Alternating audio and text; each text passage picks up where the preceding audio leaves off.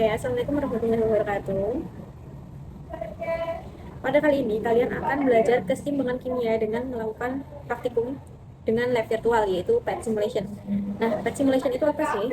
PET itu adalah kependekan dari Physical Education Technology yang dikembangkan oleh Colorado University dari Amerika Serikat. Nah, sebelumnya, apa sih keseimbangan kimia itu? Keseimbangan kimia adalah keadaan reaksi kimia yang reversibel yang laju reaksi maju sama dengan laju reaksi balik. Lalu, kita perlu ketahui bahwa keseimbangan kimia itu terdapat beberapa faktor. Di antaranya itu ada konsentrasi, ada suhu, ada tekanan. Dan biasanya juga ada sumber yang mengatakan ada pengaruh dari katalis. Tetapi katalis di sini tidak mempengaruhi reaksinya, tapi mempengaruhi energi aktivasinya. Nah, sekarang kita langsung masuk ke simulasi PET-nya. Jadi kalau kalian mau belajar reaksi keseimbangan atau keseimbangan kimia di PET Simulation, di sini kalian tinggal searching aja yang judulnya itu reaksi reversible. Nah, di sini kalian lihat ada A, lalu ada lambang dari reaksi reversible menjadi B. Nah, B-nya ini juga bisa menjadi A karena reaksinya itu bolak-balik. Lalu di sini juga terlihat ada temperaturnya. Di bawahnya ini ada, ini mungkin kalian bisa di atas bawahin, yang kanan juga bisa di atas bawahin, yang tengah juga bisa di atas bawahin. Nah, yang kiri ini A itu menunjukkan jumlah molekul dari A, yang kanan ini menunjukkan jumlah molekul dari B. Lalu di sini bisa ditambahkan suhunya, lalu bisa diturunkan suhunya. Kalau yang kanan ini kalian bisa untuk mengatur jumlah molekul dalam ruang A atau dalam ruang B, lalu temperatur partikel balu. Ini kalau misalnya kalian sadar, di sini itu ada garis dari A atau energi dari A naik dulu ke atas baru turun. Nah, di termokimia kalian sudah belajar grafik ini. Nah, kalau begini berarti reaksi eksoterm, karena energi dari reaktan baru ke atas ini itu ada energi aktivasinya, baru langsung turun menjadi produknya. Lalu energi yang disimpan oleh produk lebih rendah dibanding energi yang disimpan oleh reaktan. Karena ada pelepasan energi yang awalnya hampir 20 ini menjadi kurang dari 10 karena ada kehilangan energi di produk.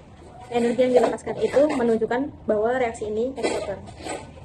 Nah, kita akan mulai dari reaksi yang pertama, pengaruh konsentrasi. Kita coba dulu dari 50 dengan 50 ini di suhu 300 derajat. Nah, nah, di sini kalian bisa lihat, saya setting di sini reaksinya bukan eksoterm atau endoterm, ini sejajar. Hanya ada energi aktivasi yang menyisakannya di tengah. Nah, kalau kalian sadar, terjadi tumbukan di reaktan maupun di produk. Karena itu, karena mereka saling bertumbukan, akhirnya dia ada yang menjadi produk, ada juga yang berpindah menjadi ke reaktan. Nanti di saat yang sama, nggak akan jauh-jauh dari 50 dengan 50. Karena ada molekul dari reaktan ke produk, ada juga yang dari produk ke reaktan. Dia tidak akan jauh-jauh dari 50. Keadaannya itu sangat dinamis. Kadang-kadang produknya lebih banyak, atau kadang-kadang reaktannya yang lebih banyak. Nah, itu menambahkan konsentrasi di A. Misalkan konsentrasi A 80, konsentrasi B itu hanya 40 atau setengahnya. Kita mulai. Jika ada konsentrasi yang lebih besar salah satu posisinya, reaktan ini lebih banyak kan? Nah, reaktan itu akan cenderung memberikan molekulnya ke produk. Dasarnya adalah keseimbangan, setimbang. Yang kiri seharusnya itu akan sama dengan yang kanan. Itu kalau dasarnya. Samanya kalau misalkan kalian itu main cukat-cukit, kalau kalian mau seimbang itu, maka berat yang di sebelah kanan itu akan sama dengan berat yang di sebelah kiri. Nah, itu kan yang dinamakan dengan seimbang atau setimbang. Nah, kalau di sini bisa kita lihat bahwa reaktan itu perlahan-lahan menjadi B. Perlahan-lahan menjadi B.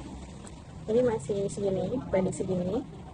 Jika ingin dipercepat, kita bisa menaikkan suhunya biar lebih cepat. Nah, kondisi akhirnya itu akan tengah-tengahnya, sekitar 60 atau 60. Karena ini saya buat reaksinya itu tidak eksoterm ataupun endoterm. Perlahan-lahan akan menjadi 60 banding 60. Nah, gitu. Bisa saja menjadi 5961 atau 6159. Itu ringan sekali. Yang kedua ini kita hanya satu arah, hanya 100 saja, tapi reaksinya eksoterm. Oke. 100 molekul. Nah, di sini ada reaktan yang lebih tinggi daripada yang produk. Nah, kalau kalian sadar, ini kan dari A ke B itu eksoterm ya. Tapi kalian kalau mau baca dari kanan ke kiri, maka kalian akan melihat grafik endotherm.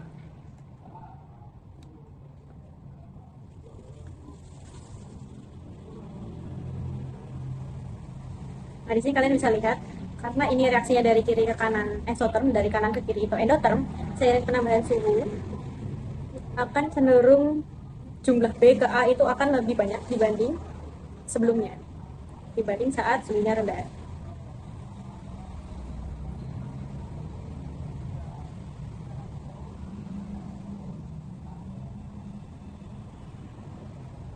Kalau seiring penurunan suhu, jumlah A ke B akan lebih banyak dibanding B ke A, dikarenakan laju dari reaksi exotherm akan lebih besar dibanding laju dari reaksi endotherm.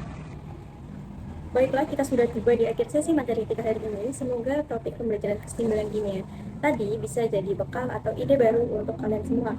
Jangan lupa untuk terus belajar dan bereksplorasi lebih jauh. Terima kasih banyak untuk yang sudah bergabung dan aktif pada pertemuan ini. Saya akhiri. Wassalamualaikum warahmatullahi wabarakatuh.